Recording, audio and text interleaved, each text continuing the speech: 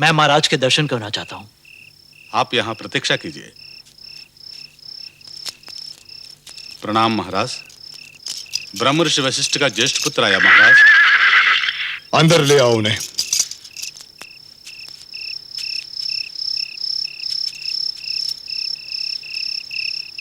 प्रणाम राजन। मैं ज्येष्ठ वशिष्ठ पुत्र शक्ति हूं राजन। आओ ऋषि पुत्र आओ। ब्रह्म ऋषि वशिष्ठ और ऋषि पत्नी कैसे हैं? ईश्वर की कृपा है राजन। माताश्री ने कहलवा भेजा है कि आप आश्रम में अवश्य पधारें। उनसे कह दो कि हम कल प्रातः अवश्य आएंगे।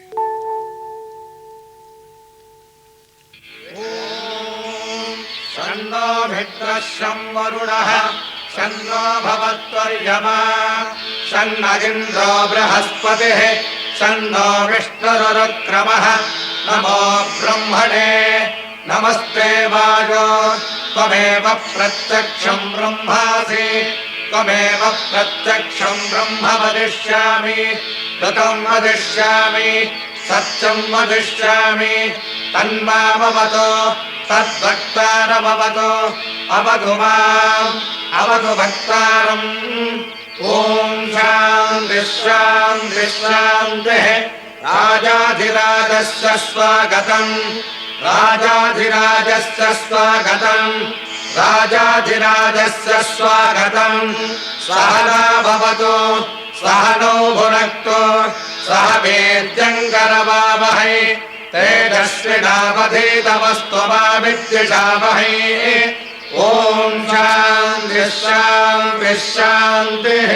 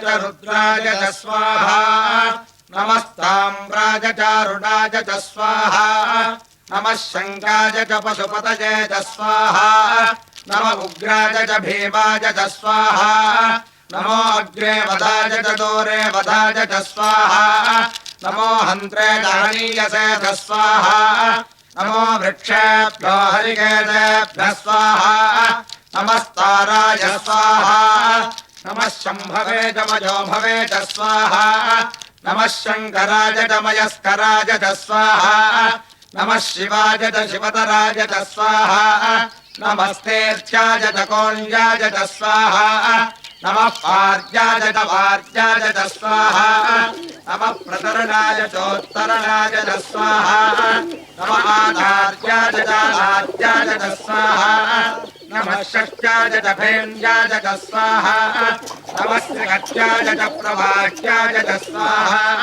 नमः हिरण्याय च प्रपच्याय च स्वाहा नमः किगंशिलाय च क्षजनाय च स्वाहा नमः कपर्दिने च पुलस्तये च स्वाहा नमो गोष्ठ्याय च गृह्याय च स्वाहा नमः तल्प्याय च गेह्याय च स्वाहा नमः काट्याय च गह्वरेष्ठाय च स्वाहा नमो हृदयाय च निवेष्ट्याय च स्वाहा नमः पाकं सव्याय च रजस्याय च स्वाहा नमः सृष्ट्याय च हरित्याय च स्वाहा नमो लोप्याय च लोप्याय च स्वाहा नमः ऊर्व्याय च सोर्व्याय च स्वाहा नमः पर्याय च पर्णसत्याय च स्वाहा नमो प्रक्रमाणाय च विघ्नते च स्वाहा नमः आक्षिपते च प्रक्षिपते च स्वाहा नमो भक्तिरेभ्यो देवानागुं हृदयेभ्यः स्वाहा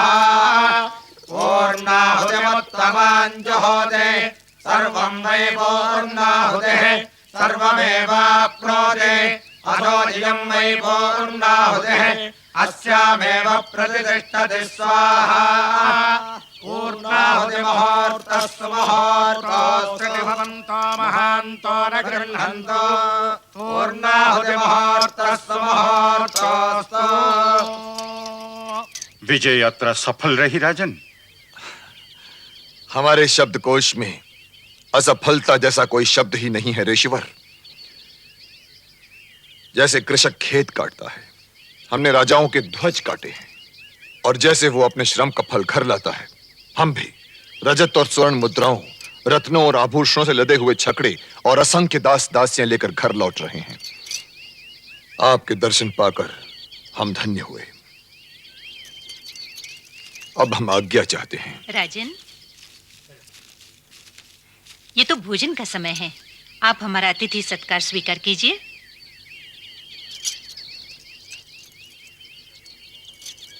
किसी नरेश को आमंत्रित करना इतना सुलभ नहीं है माताश्री। अवश्य सुलभ नहीं है राजन, किंतु हम उसे सुलभ कर लेंगे। आप में इतना सामर्थ्य अवश्य हो सकता है, किंतु हमारे साथ एक विजयी सेना भी है। भगवान की हम पर अपार कृपा है राजन। आपके सभी साथी हमारे आदरणीय अतिथि हैं। अरुंधति, प्रबंध करो।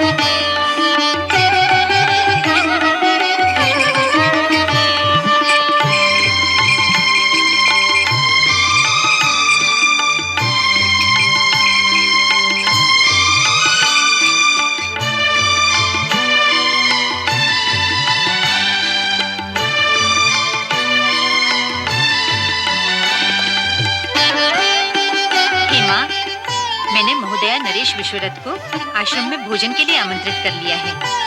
उनके साथ उनकी असंख्य सेना भी है। अब तुम ही प्रबंध करो और महाराज को ऐसा भोजन खिलाना कि वो अपने राजभवन का भोजन भूल जाए।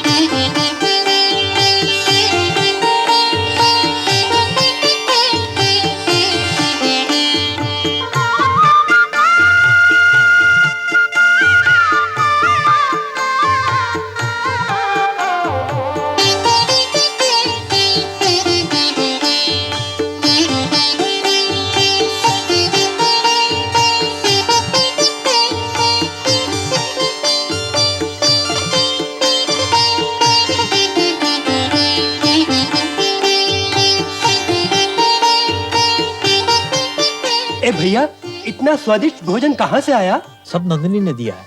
जो मांगो वो नंदिनी देती है। हाँ। मुझे लड्डू चाहिए, मेरे सर के जैसा, गोल गोल बड़ा बड़ा। अवश्य मिलेगा।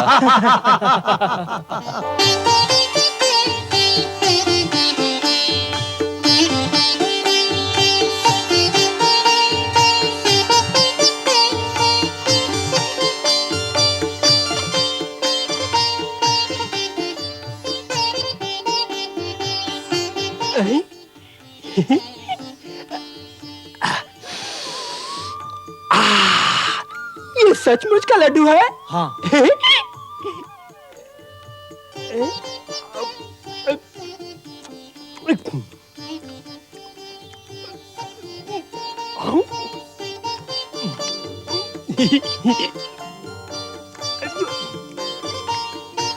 आओ।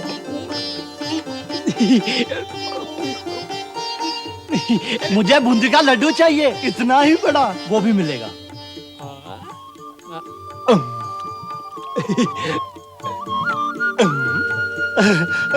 लाओ लाओ लाओ।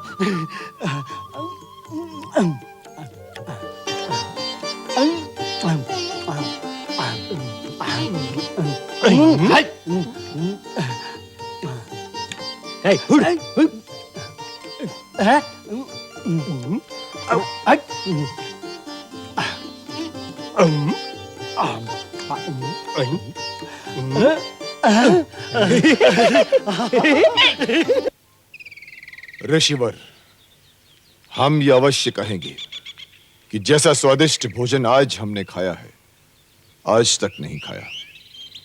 ये तो नंदिनी की कृपा है राजन। नंदिनी? कौन नंदिनी? इस आश्रम के गाय का नाम नंदिनी है राजन। किंतु वो तो केवल दूध देती होगी न ऋषिवर। हम भोजन की प्रशंसा कर रहे थे। हमें यदि आपका रसोईया मिल जाए तो हम इस आश्रम को आधा राष्ट्रीय कोष दे दें। नंदिनी ये सुनकर अति प्रसन्न होगी राजन। किंतु नंदिनी क्यों प्रसन्न होगी? इस ब्राह्मण में भला ये योग्यता कहां कि वो महोदया नरेश को उसकी सेना सहित भोजन खिलाए। ये तो नंदिनी की ही महिमा है। वो हमें हमारे योग्य भोजन देती है और अतिथि को उसके योग्य।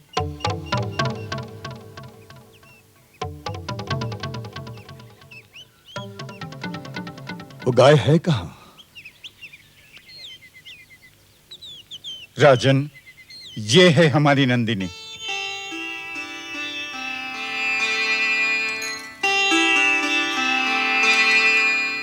राजा विश्वरथ की, राजा विश्वरथ की, राजा विश्वरथ की, राजा विश्वरथ की, राजा विश्वरथ की, राजा विश्वरथ की, राजा विश्वरथ की, राजा विश्वरथ की, राजा विश्वरथ की, राजा विश्वरथ की, राजा विश्वरथ की, राजा विश्वरथ की, राजा विश्वरथ की।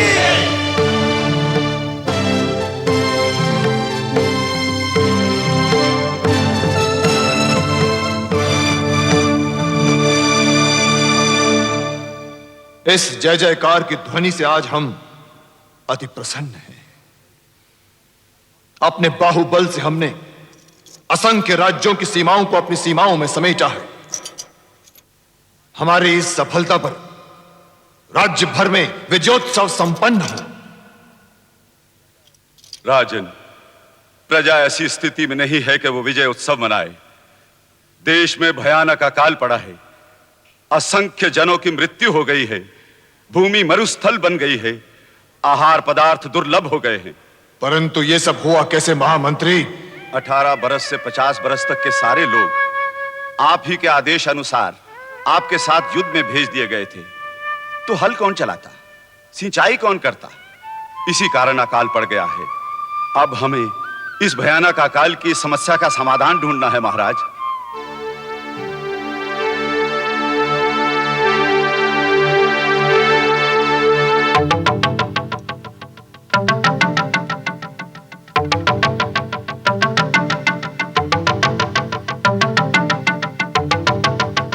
नंदिनी, नंदिनी, नंदिनी, महर्षि वशिष्ठ की नंदिनी महामंत्री। नंदिनी, हमारी समस्या का समाधान है नंदिनी। तुम ब्रह्म ऋषि वशिष्ठ के आश्रम में जाओ और नंदिनी गाय को ले आओ। परंतु महाराज, वो गाय तो आश्रम की संपत्ति है। और वो आश्रम हमारे राज्य की सीमाओं के भीतर है महामंत्री। यहाँ जो कुछ है वो हमारा है। वो आश्रम भी हमारा है और वो गाय भी हमारी है। अपने महाराज के सामने परंतु जैसे शब्दों का प्रयोग नहीं किया जाता महामंत्री। हमारी आज्ञा का पालन किया जाए।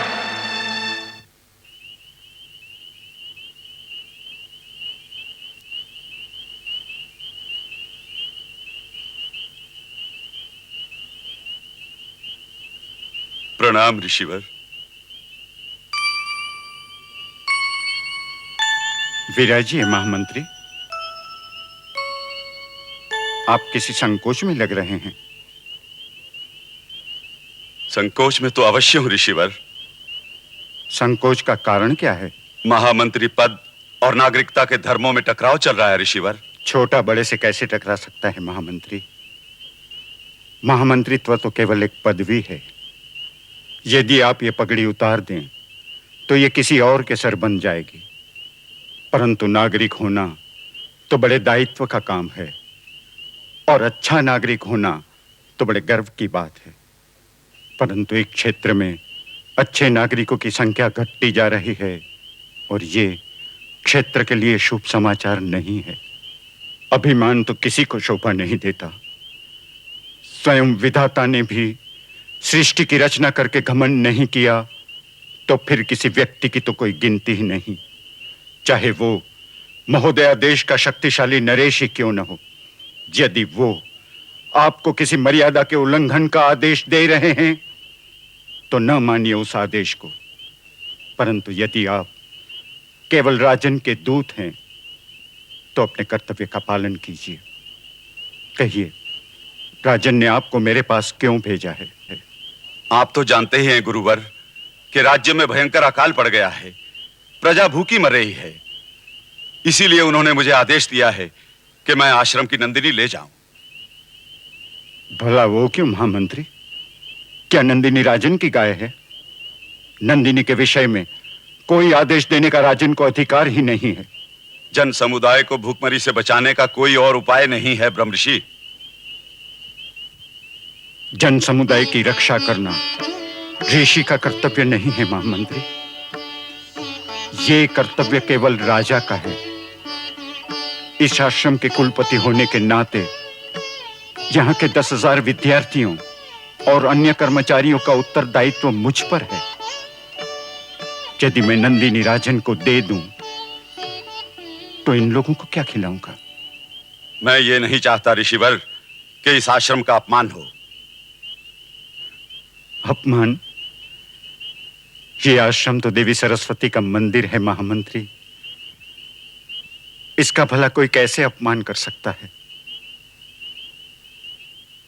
यहां कपिल, गौतम, अगस्त्य जैसे ऋषि विद्या दान देते हैं। यहां के वातावरण में सदैव वेदों के पवित्र मंत्र गूंजते रहते हैं। तर्क, अर्थ, दर्शन, संगीत की शिक्षा दी जाती है यहां।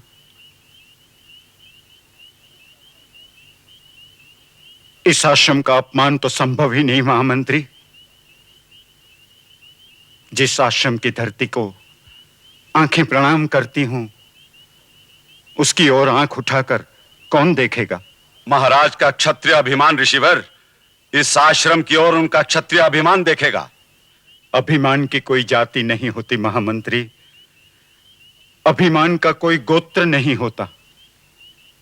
वो तो बस जोंक की भांति आत्मा का लहू चूस सकता है। आप जाकर कहिए राजन से कि इस क्षेत्र की ये दुर्दशा उनके अभिमान ही के कारण हुई है। इसलिए वो अब अभिमान नहीं, प्रायश्चित करें। क्या कहा? उस ऋषि का यह साहस कि हमारे दूत को रिक्त हाथ लौटाकर हमारे आदेश का उल्लंघन करे। ऋषि वशिष्ठ के लिए हमारे हृदय में अगाध श्रद्धा थी, परंतु गाय न देकर उसने हमारा और हमारे राज्य सिंहासन का अक्षम्य अपमान किया है। हम भी देखते हैं कि वो गाय कैसे नहीं देता। सेनापति, तुम सेना सहित वशिष्ठ के आश्रम में जाओ और नंदिनी गाय को लेकर आओ। माताश्री, महाराज की सेना आश्रम पर आक्रमण करने आ रही है। ब्रह्म ऋषि पुत्र को ऐसे घबराना नहीं चाहिए पुत्र। महाराज उस नदी समान हैं जो अपने तटों की मर्यादा का उल्लंघन कर रही है। ये न भूलो पुत्र कि महाराज निधिपति नहीं, केवल प्रतिनिधि हैं। निधिपति तो भगवान हैं और ये आश्रम परमपिता ब्रह्मा का मंदिर है। यदि सेना यहाँ आ रही है तो उसकी चढ़ाई आश्रम पर नहीं, परमपिता ब्रह्मा पर है। क्या तुम ये समझते हो कि भगवान स्वयं अपनी रक्षा नहीं कर सकते? माताश्री,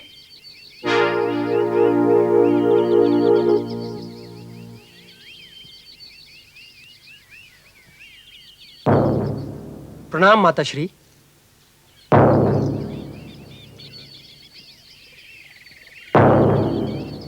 सेना लेकर आने का कष्ट क्यों किया सेनापति?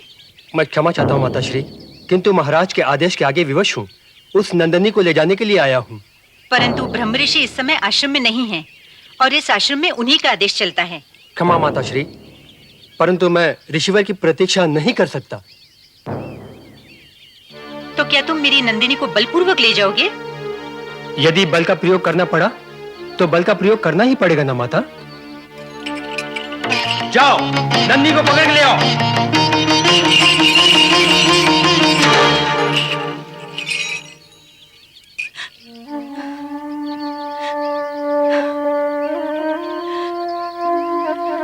हे मां नंदिनी, मैं एक दुर्बल नारी तेरी रक्षा नहीं कर सकती। हे माता, अब स्वयं तुम ही इस आश्रम की मर्यादा की रक्षा करो। हे मां।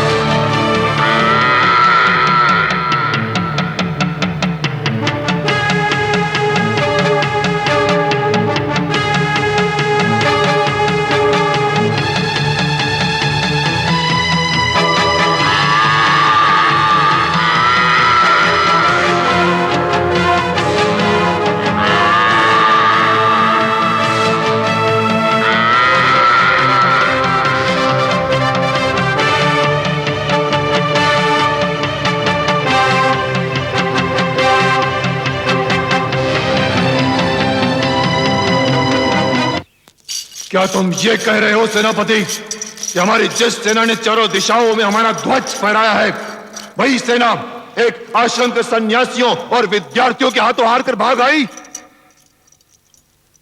तुमने हमारी सेना को, दिग्विजयी महोदया नरेश, गांधी पुत्र विश्वनाथ की सेना को पराजय से अपमानित किया।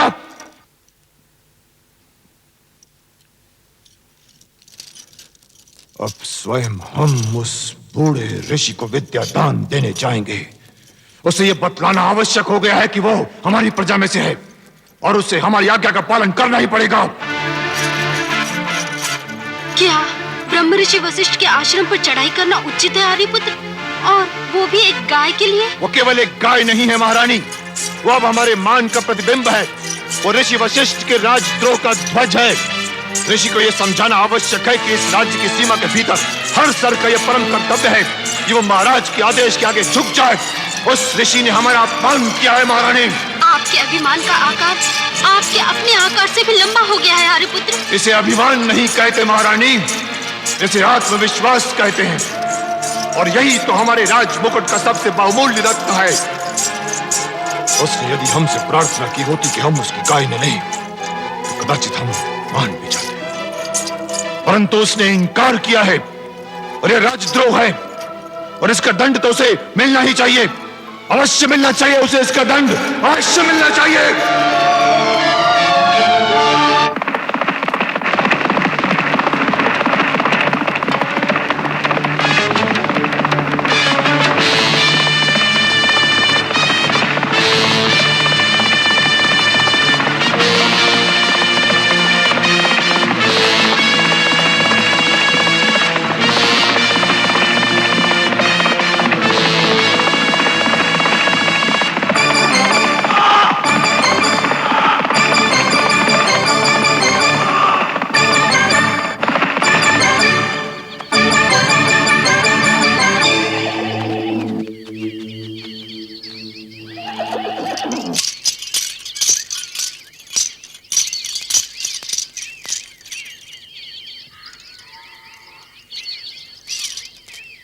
सेनापति, जाओ उस नंदिनी को पकड़ कर ले आओ।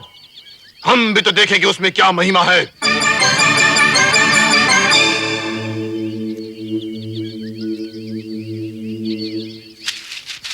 रुक जाओ। आपका यह आग्रह उचित नहीं है राजन।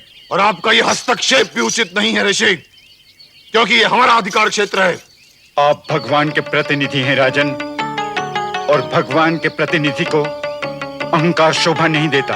अहंकार तो राज्य का अलंकरण है ऋषि। तुम महोदया के नागरिक हो और इस नाते हम तुम्हें आदेश देते हैं कि नंदिनी गाय हमारी भेंट करो, क्योंकि महोदया में भयानक अकाल पड़ा हुआ है और जन समुदाय को भूखमरी से बचाने का और कोई उपाय नहीं है। अकाल डालने वाले आप ही तो हैं राजन। जिस सेना पर आपको इतना घमंड है, उसी सेना को लेकर आप अकाल पर आक्रमण क्यों नहीं कर देते? ऋषि पत्नी, हमारी सहन शक्ति की परीक्षा न लो। मैं जानता हूं राजन कि आप में सहन शक्ति है ही नहीं, तो फिर कोई उसकी परीक्षा क्या लेगा? यदि आप में सहन शक्ति होती तो आप ये अवश्य देख लेते कि अपने राज्य की सीमाएं बढ़ाने की लालसा के कारण आपकी प्रजा पर क्या बीत रही है। यदि आपके पास सुनने वाले कान होते तो आप भूमि का यह कहना अवश्य सुन लेते कि उसने आपकी सीमाओं के भीतर अपनी उपज में गांठ डाल दी है। ये जो अकाल है राजन, वो आप ही का एक स्वरूप है।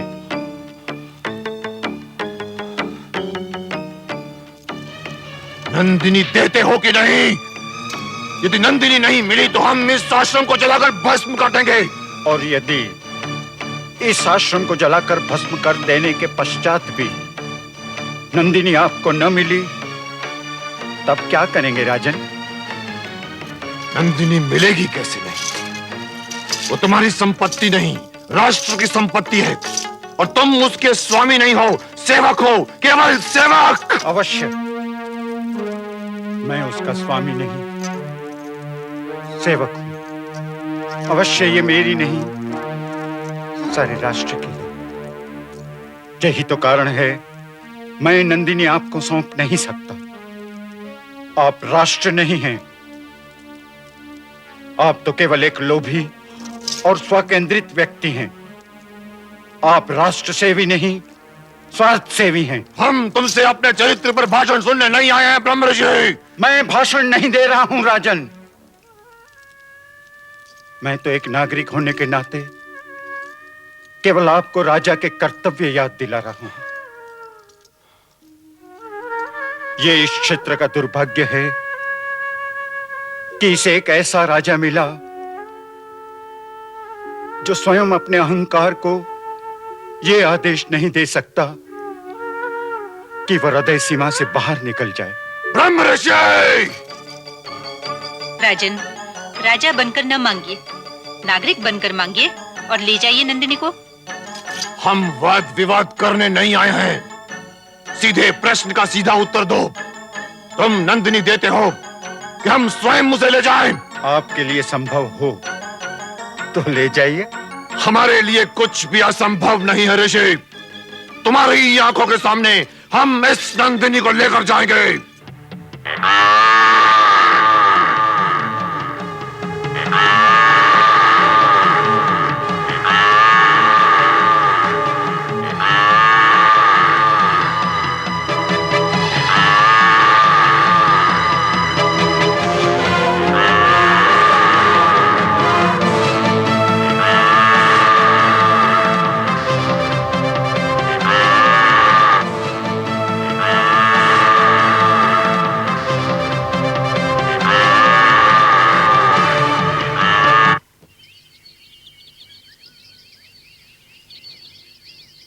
राजन, व्यर्थ प्रयत्न न कीजिए राजन। नंदिनी आपको नहीं मिल सकती। कारण ये, यदि नंदिनी जैसी गाय आप जैसे अभिमानी, स्वार्थी, आत्मकेंद्रित राजा को मिल जाएगी तो वह उसे लोक सेवा का साधन नहीं बनाएगा। ऐसी शक्तियां आप जैसों के लिए नहीं हैं। पहले अपने अहम को हटाइए, उसे सभ्य बनाइए और तब आइए। ऐसी गाय बाहुबल से नहीं मिल सकती, केवल तपस्या से मिल सकती है, और वो भी उस तपस्या से जो फल की आशा में न की जाए। ये मेरी तपस्या का फल नहीं, परमपिता ब्रह्मा का वरदान है। ठीक है, तो फिर हम भी तपस्या करेंगे। राजन, यही हम तो आपका रोग है, यही हम तो आपका अहम है। तपोवन जाना हो तो अहंकार को छोड़ जाइए। अहंकार की पथरीली भूमि से तपस्या का अंकुर नहीं फूट सकता। ऋषि, हम तुम्हें तपस्या करके दिखलाएंगे, उसका फल भी लेकर दिखलाएंगे और नंदिनी को लेकर जाएंगे।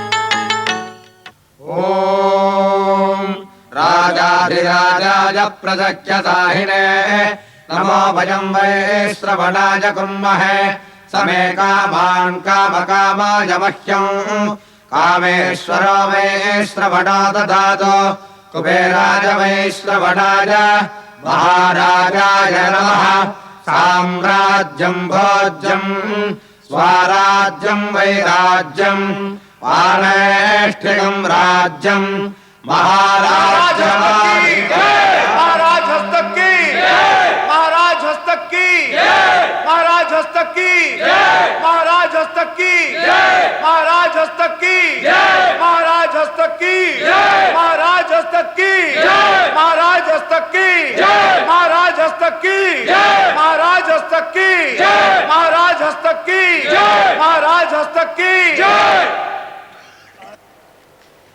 हमने अपने पुत्र के राज्याभिषेक का जो ये निर्णय लिया है, उससे आप सभी को आश्चर्य होता होगा, क्योंकि ये निर्णय आकस्मिक है।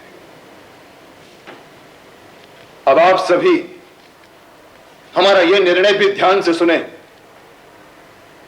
कि हम ये राज्य त्याग कर तपोवन की ओर जा रही हैं।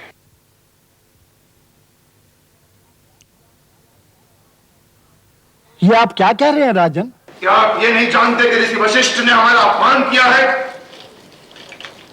वो ये कठोर सत्य भूल गए हैं कि हम राजा हैं और जीवन दान से लेकर मृत्यु दंड तक हम सब कुछ दे सकते हैं, न किसी से कुछ मांगकर क्षत्रिय धर्म का अपमान नहीं कर सकते। हम राजा हैं, हमारे पास बाहुबल है, किंतु ऋषि के पास केवल आशीर्वाद होता है और आशीर्वाद के अतिरिक्त कुछ नहीं होता। भूमि के जिस टुकड़े पर उसका आश्रम है वो हमारा है, वो नदी जो उन्हें पानी देती है वो हमारी है, और जो वृक्ष उनको छाया देते हैं वो भी हमारे हैं, हमारे। और वो स्वयं भी हमारी प्रजा में से एक है, और उसका ये साहस कि हम कुछ मांगे और वो इनकार कर दे। उसे अपने तपोबल पर घमंड है, उसे अपने ऋषि होने पर घमंड है। तो हम ये सिद्ध कर देंगे कि हम भी ऋषि बन सकते हैं, हम भी तपोबल प्राप्त कर सकते हैं।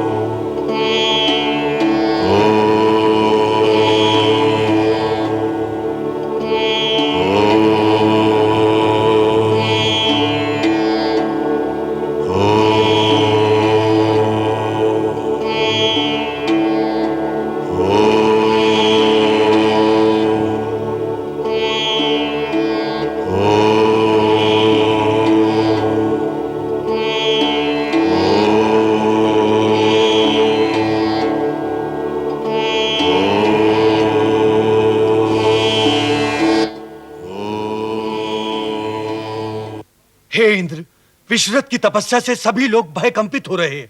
मुझे शीघ्र ही सृष्टिकर्ता ब्रह्मा के पास जाना है। नारायण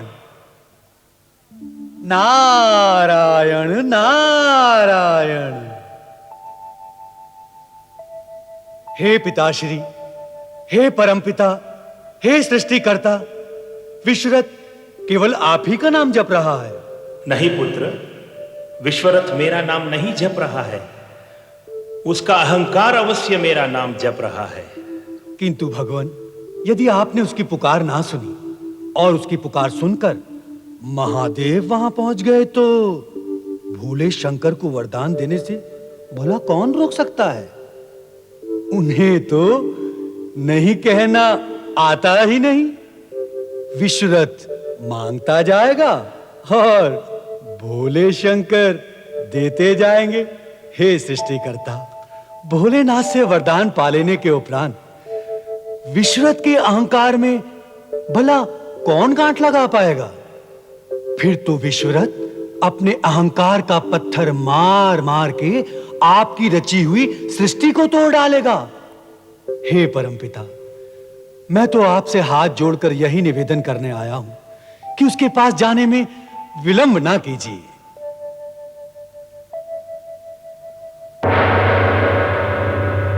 नारायण नारायण।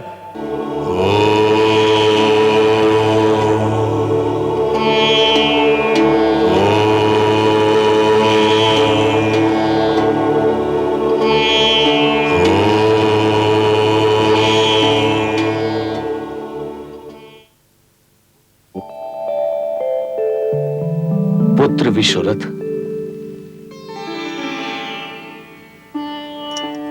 नमो पितामह ब्रह्माय नमः। तुम्हें क्या चाहिए पुत्र? मांगो। हे सृष्टि के रचयिता, हे पूज्यवर, मैं आपसे शक्ति मांगता हूं। किंतु तुम्हारे लिए शक्ति की परिभाषा क्या है पुत्र? हे पूज्यवर, शस्त्रों से अधिक शक्ति और कहां? मुझे वो सारे अस्त्र और शस्त्र प्रदान कीजिए जो देवताओं, गंधर्वों, यक्षों, सिद्ध प्राणियों आदि के पास हैं। हे पूज्यवर, मुझे नारायणास्त्र, पाशुपतास्त्र और ब्रह्मास्त्र भी चाहिए। मैं तो ये सोच रहा था कि तुम अपने अहंकार और क्रोध पर विजय का वरदान मांगोगे पुत्र। अहंकार तो क्षत्रिय की पहचान है और क्रोध उस पहचान का ध्वज। तो हे पूज्यवर, मैं कैसे अपनी पहचान और उस पहचान का ध्वज त्याग सकता हूं? यदि आप मेरी तपस्या से मुझ पर प्रसन्न हैं, तो मुझे वो सब दें जो मैं आपसे मांग रहा हूं। यदि आप प्रसन्न नहीं हैं, तो मैं फिर आपकी तपस्या करूंगा और आपको विवश कर दूंगा अपनी तपस्या से कि आप मुझे वो सब दें जो मैं आपसे मांग रहा हूं। तुम्हें ज्ञान चाहिए या सफलता? हे पूज्यवर, सफलता ही तो ज्ञान का परिणाम है। तो मांगो। सारे दिव्य अस्त्र और शस्त्र और उनके प्रयोग का ज्ञान।